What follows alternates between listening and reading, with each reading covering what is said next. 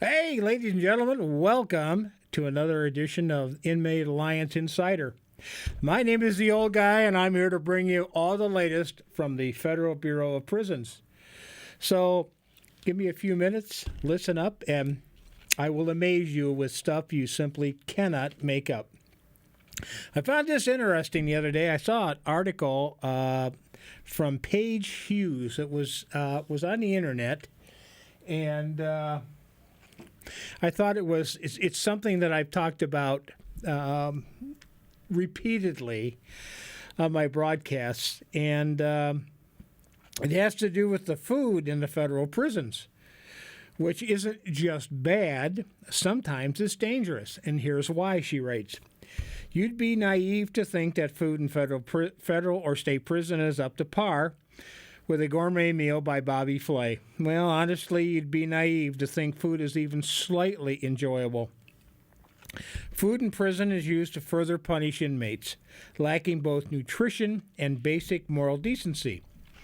Cell phone images smuggled out of American Correctional Facilities showcases the food being served in chow halls barely looks edible. I can attest to it, although I will have to say that brunch was pretty damn good. This presents a slew of health risks for incarcerated individuals. In 2020, Impact Justice conducted a study of food in American prisons. The study produced many unfortunate statistics, like 62% of inmates stated that they rarely, if ever, were given fresh vegetables, and 94% saying they did not receive enough food to feel full. I've been harping on that for I can't tell you how many times that if you're 5'2", 110 pounds, or 6'4", 250 pounds, you get the same thing. And I'm telling you, for somebody that's that big, 250 pounds, it's not enough. The report additionally found that, on average, American prisons spend $3 per day on food per inmate. I can tell you, I think that's overestimating. The food prisoners did receive was of the poorest quality. A 2021 federal lawsuit from Mississippi alleged food was spoiled, rotten, molded, or uncooked. It's like the little pies we got. You can buy them in Walmart. They're little single-serve pies. They were 3 years out of date when they served them to us. 3 years. Now, apparently they'd kept them frozen and sealed up, so they weren't too bad. But, 3-year out-of-date pies. And it was also contaminated with rat, bird, and insect feces. Oh, God, that turns my stomach, doesn't it? Shockingly, formerly incarcerated individuals reported seeing not for human consumption labels on food boxes.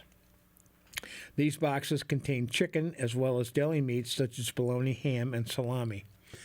I don't know about that part, but I can tell you that what they claimed was bologna was, Lord knows, it was some kind of mystery meat, and it was just sad that they were serving that kind of stuff.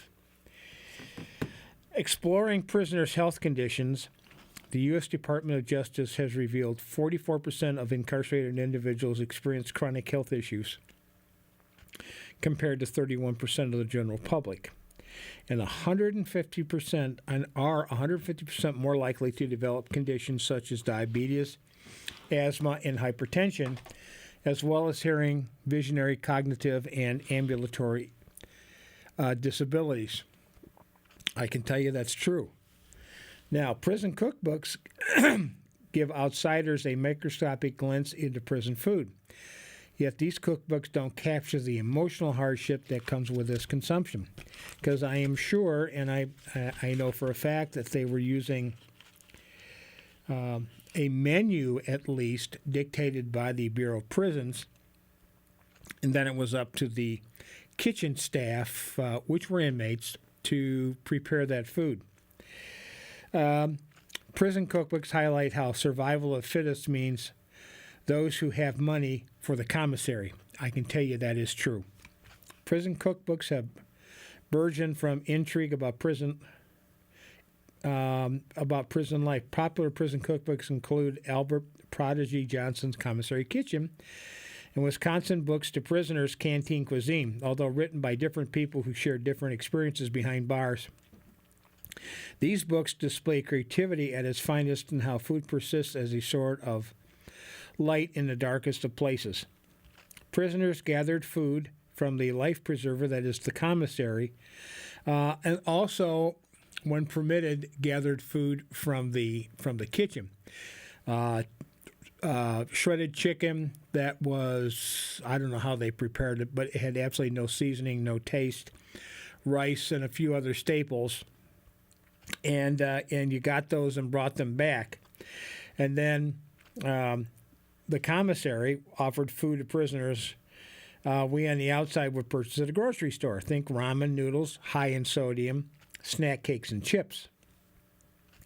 Because inmates make less than $1 an hour, and many of us made cents an hour, unless you have support from the outside, the commissary is often unattainable.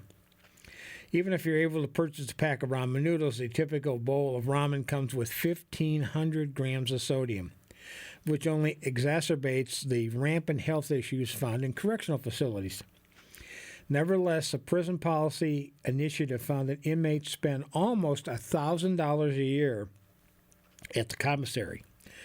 Prison's food suppliers like Aramark supply both chow hall food and commissary food across multiple prison platforms, thus incentivizing the suppliers to drive commissary sales by providing low-quality food. An excerpt from Johnson, who wrote one of the prison cookbooks, beautifully captures the intention of prison cookbooks. The book won't make you a better cook, but it might make you a better person, because in a world where prisoners are treated like animals, we made our experiences there feel more human by how we prepared our food. Well, in some places, maybe. For the inmates, these books reflect what's needed for survival, which comes in physical and emotional forms. There are numerous reports regarding commissary operations at Fort Dix, which was overshadowed by a comment from the BOP itself confirming that all individual prison commissary operations are under central office scrutiny, as well they should. It's no secret that the BOP, with over 120 facilities, struggles with oversight over the minutiae of commissary operations, and in the past has relied heavily on each ward monitoring said operations for potential abuse and corruption. The same wardens who, by and large, are absolutely incompetent and incapable of overseeing almost anything. Perhaps the new administration's replacement of almost all regional directors will result in an increase of said oversight. Director Mitchell, I think that's being highly optimistic. I think it drills down farther, much, much farther than that. And the root is in the evil of prison operations staff and others. And the best I can say about most of them, not all, but most of them, is that they are evil.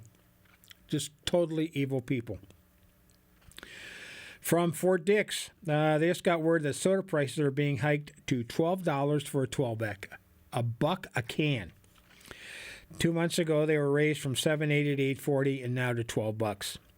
Now, you know, and I know, and most people know that a 12-pack of whatever brand of soda they happen to be carrying in the commissary does not cost you $12.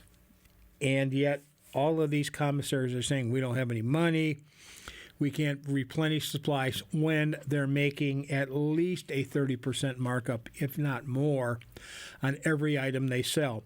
You can buy a package of ramen noodles for less than 50 cents. Now, what they're selling them for in the commissary these days is anybody's guess, but I mean, it's just a sodium deluge when you have to do that, because they're just not getting enough food, not getting enough nutrition in the chow hall. They're saying, from Fort Dix is saying, they're saying the prices have been jumping regularly, and for a while, staff blamed inflation. But this is an example of obvious corruption. No kidding. There is no way the prices they're charging are related to a competitively priced supplier. And the money they collect for trust fund doesn't make its way to the inmates. If the average inmate spends $100 a month on commissary and $50 a month on TrueLinks, which is the ability to communicate outside, and there are 1,800 inmates on each side, that's $3.24 million a year per facility. Now, what are these guys, these incompetent people, doing with that kind of money? You know, I would be shocked if they sent 1% on inmates, and you wonder where are the investigations, where are the criminal charges involved in this? You know, when it comes to food, though, I can tell you that we had some guys that were absolutely phenomenal at taking the crap that they served in the chow hall, that shredded chicken and rice and whatever was being served, and bringing it back, and everybody chipping in for spices and honey and those kinds of things, and these guys whipping up some absolutely fantastic wraps. And they would use a clothes iron to heat them up. I'm going to tell you that was some of the best. That was some of the best chow that you could imagine, especially in a place like a prison where you're not getting enough to eat, and what you are getting is absolutely awful. And like I say, the best meals were on Saturday and Sunday when they served brunch. So you had pancakes and powdered eggs and things like that. So, you know, that wasn't too bad, Saturday and Sunday. But that's one meal over a day for 2 days. The rest of the week was absolutely horrible. If you wanted to get up and in the morning and go down to the chow hall, you could get a piece of cake. Yep, cake. And or you could get some what they called Federal Flakes, which were kind of look like Wheaties, but about 3 times as thick and just absolutely awful.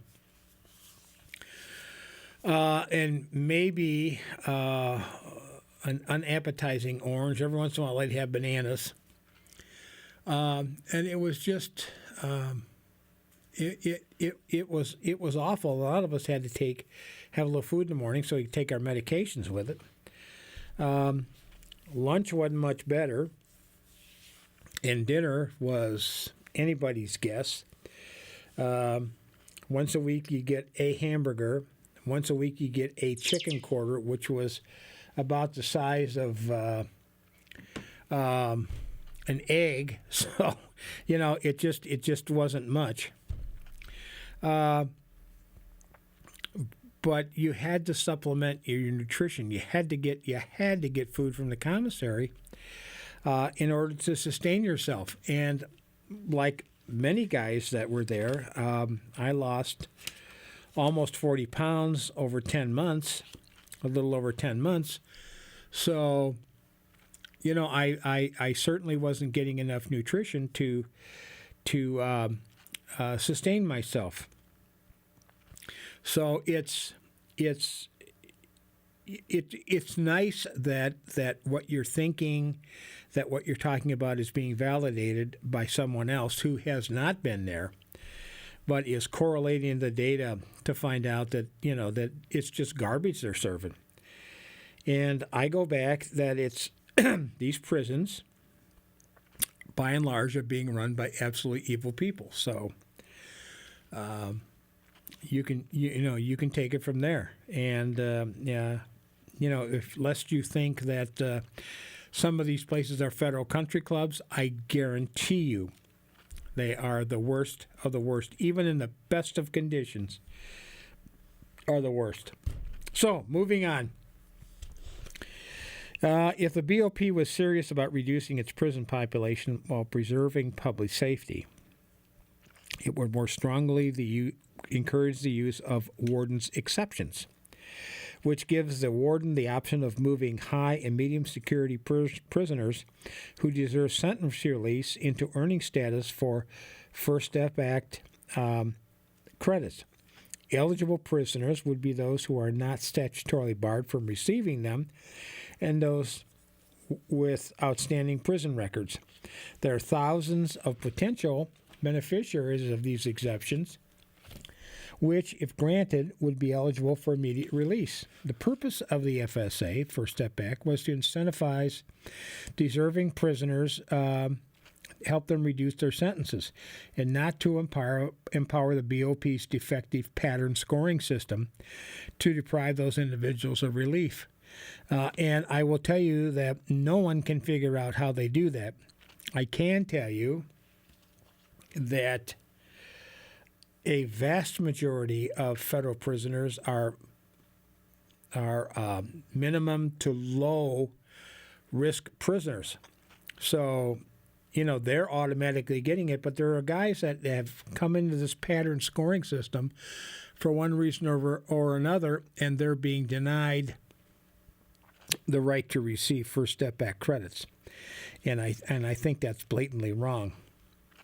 The BOP has recognized that its outdated policy statements on compassionate release needs updating to put them in accord with the 2023 guideline changes that radically increase grounds for filing a compassionate release petition.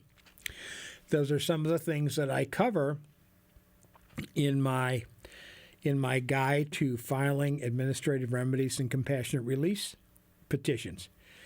Because unless you do it absolutely precisely the correct way, you're going to give these clowns an excuse to kick it out. And that's totally unfortunate. They seem to think that their job is to deny compassionate release instead of finding grounds and ways to approve it. As I've said many times in this broadcast, our warden, who had risen through the ranks from the corrections officer in charge of the rec center, was the warden, and he bragged at his orientation session that he had never granted a petition for compassionate release. That is not something to be proud of. And that is, unfortunately, the norm rather than the exception. And despite the guideline changes and courts' increasing tendency to grant well-drafted petitions for compassionate release, the Bureau continues to deny every compassionate release petition it receives, even for patients with inoperable cancer. It's time to change this to align this guidance to conform with the Director's policy to maximize all avenues of sentence relief and potential releases for qualified prisoners. It's important to remember that since the 2023 guidelines went retroactive, the grounds for compassionate release to extract people from prison for this medical nightmare have greatly expanded. So it's true. There are many opportunities. Unfortunately, they're not approving them. These individual wardens, these 120 holier-than-thou people who render judgment over others, who have risen well beyond their capacity to do things, are just being obstructionists, and they're evil, and this has to change. The director and his staff must prioritize minimizing prisoner pain and suffering, since the Bureau's third world medical care has failed. Oh my, that's an understatement. And only the most recent example of this failure would be a former Alderson prisoner who complained of cancer symptoms for 18 months before finally being treated and scheduled for a double mastectomy. However, according to a person familiar with that case, the cancer had metastasized, and yet again the BOP medical clearly dropped the ball. Or the guy that they dropped off at the curb of an airport with terminal cancer, who just in incredibly bad shape, to rely on the kindness of others, got in an airplane, got home, and survived for 9 days. That is just that is the kind of people that we're dealing with here. They ignore, they do everything they can to inflict pain and suffering on people instead of recognizing that their mission is to incarcerate and rehabilitate, not continue this game that they play of inflicting pain and suffering on people. You know, some people, I will tell you that those who did something wrong would admit, yeah, they did something wrong. Yeah, they got caught, and they probably deserved to end up there. Not quite what they got, but they deserved to end up there. And the guys who didn't do anything wrong, who are victims of circumstances, who are victims of trusting people, they would tell you that too. So it's just a situation where, you know, honesty and integrity and people being put in this, getting trapped in this system, and it's just a horrendous situation. You know, the BOP has a culture of stalling necessary medical treatment and has ignored its medical staff's deliberately inaccurate medical record keeping and modifying prisoner care levels without medical justification. The BOP has a pharmacist as its medical director. A pharmacist. Not that he might not be a good pharmacist, but he's not a medical professional. He's not a doctor, you know, who should be in charge of all this. They should have an administrator with a huge medical background. And they have a pharmacist? I mean, the guy may be great at prescribing drugs, but, you know, medical treatment, that's well beyond. And it shows you the level of evil incompetence here. You know, regardless of his medical knowledge, the abysmal record of the BOP in maintaining a professional medical staff means that it's past time to change. I've harped on this over and over and over again. You're not going to get qualified people if you're paying half the going rate for physician's assistants and nurse practitioners and physicians. You know, when you and doctor can get a reasonably decent job, you know, at a substantial wage, you want to pay half that. What do you think you're going to get? You're going to get the worst of the worst. You're going to get the dregs. It's exactly what they get. And then I think this stalling medical care and putting off medical care, misdiagnosing,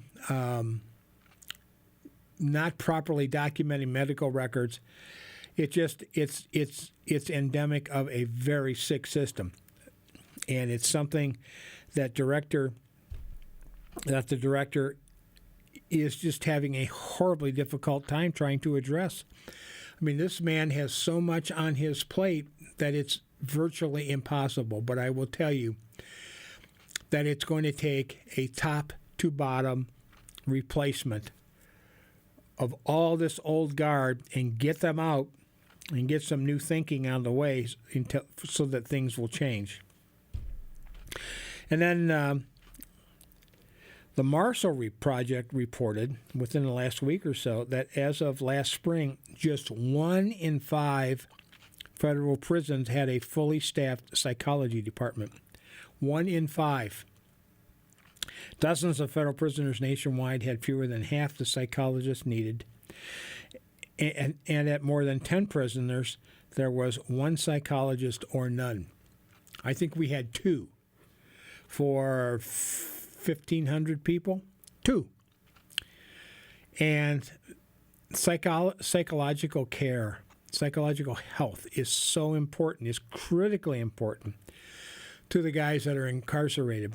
And I've gone into that over and over and over again about, you know, the emotions that you feel that when you know, the guilt and the anxiety and the feeling of worthlessness that they drill further into you, you know, and that there's no mental health resources available to you. And it just proves my point that, again, these used to be prime jobs. getting a job at a federal prison as a psychologist was a pretty big deal. So these are catastrophic numbers. According to a retired Bureau of Prison psychologist, Jill Roth, who serves as national coordinator for the BOP's Prison Rape Elimination Program until 2011. The report said that the BOP's psychology program used to be the envy of other correctional systems. According to psychologists who worked for the agency for decades, BOP was a place where psychologists were excited to work, but that has changed it. One BOP psychologist said he left a West Coast prison in May after he was the only staff psychologist for more than 700 people, saying that he feared that the care he could provide under those circumstances did not meet basic professional standards.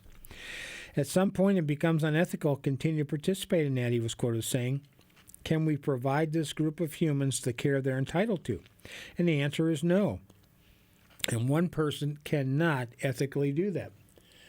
That is a huge issue. Medical care, mental health care, nutrition. I mean, it is a whole gamut of things that are endemic to the federal prison system. I'm going to go out on a limb and say probably all prison systems, but things that are chronically in need of fixing. And this, the Department of Justice Inspector General issued his annual Top Management and Performance Challenges report to Congress, noting that the BOP continues to face persistent challenges, most critically those presented by staffing shortages, deteriorating infrastructure, and the introduction of contraband. In recent years, deficiencies in the provision of health care to inmates and the sexual abuse of inmates by BOP staff have emerged as additional significant challenges. Writing in Forbes magazine, Walter Pavla said over the past 2 decades, the Office of Inspector General has issued more than 100 reports documenting systemic problems at the BOP. And many of those same deficiencies appear year after year after year.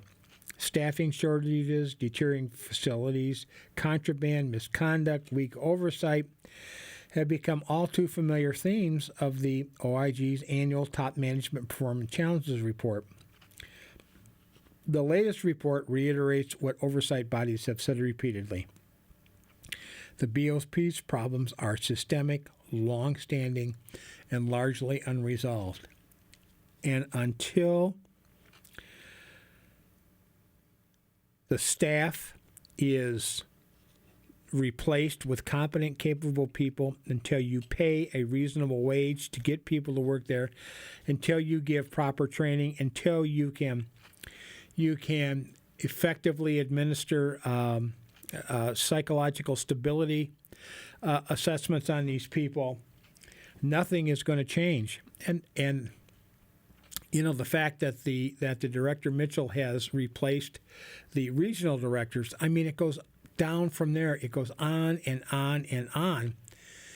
And, I don't know that the only sweeping change would be to shit can them all and bring in the National Guard for a time being until you can figure out what's going on. It's kind of like the Rand report that was done a number of years ago about government inefficiency. Have someone come in like IBM, like Rand Corporation, do an assessment of this is what exists and this is what you need to do to fix it, and then to have a laundry list of things to be done to fix the situation. Because until that happens, unfortunately, nothing's going to change. These people can't see the forest through the trees, and the obviousness of some of the deficiencies, medical, mental, food, rehabilitation, crumbling infrastructure, which they're such easy fixes, and yet it seems elusive to them. Well, guys, thanks for listening to me for another week here and letting me rant and rave. It's unfortunate that I never want for fodder for my broadcasts, because these people, week in, week out, continue to amaze all of us with their level of incompetence, the level of evil that they espouse. So, with that, Director Mitchell, God bless you. If if I can help in any way, please let me know. Knowing what's going on and being able to discuss fixes, I think that's worth it. I wish he'd listen to my broadcast one of these days, and maybe if things come to pass, maybe he will. And with that, I want to thank you for listening. I want you to remind you to be kind with each other and to have a good week. Those of us stay warm, stay healthy, and see you again in a couple of weeks. This is the old guy signing off on WBGU 88.1 FM.